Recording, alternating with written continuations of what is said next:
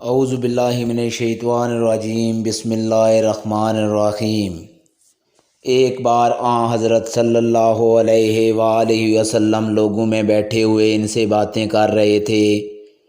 اتنے میں ایک دیہاتی آپ کے پاس آیا اور پوچھنے لگا کہ قیامت کب آئے گی۔ آپ صلی اللہ علیہ وآلہ وسلم اپنی گفتگو میں مصروف رہے۔ بعض لوگ جو مجلس میں تھے کہنے لگے آپ صلی اللہ علیہ وآلہ وسلم نے دیہاتی کی بات سنی لیکن پسند نہیں کی، اور بعض کہنے لگے کہ نہیں بلکہ آپ نے اس کی بات سنی ہی نہیں۔ جب آپ اپنی باتیں پوری کر چکے تو میں سمجھتا ہوں کہ آپ صلی اللہ علیہ وآلہ وسلم نے یوں فرمایا، وہ قیامت کے بارے میں پوچھنے والا کہاں گیا؟ اس دیہاتی نے کہا حضور میں موجود ہوں۔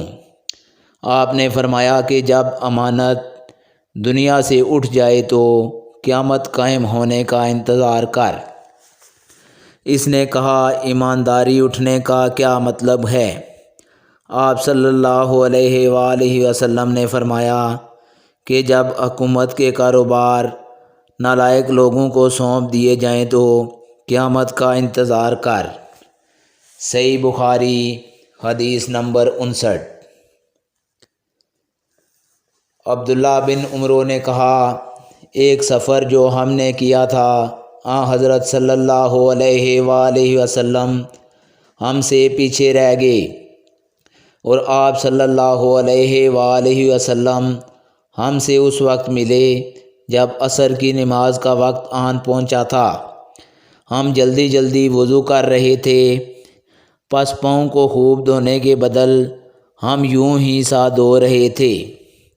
یہ حال دیکھ کر آپ صلی اللہ علیہ وآلہ وسلم نے بلند آواز سے پکارا، دیکھو ایڑیوں کی خرابی دوزخ سے ہونے والی ہے۔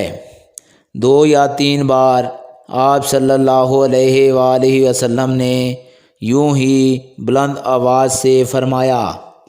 صحیح بخاری حدیث نمبر 60۔ آج کی ویڈیو دوستو اتنی، اگلی ویڈیو میں آپ لوگوں سے ملاقات ہوگی، تب تک کے لیے اجازت دیجیے، اللہ حافظ۔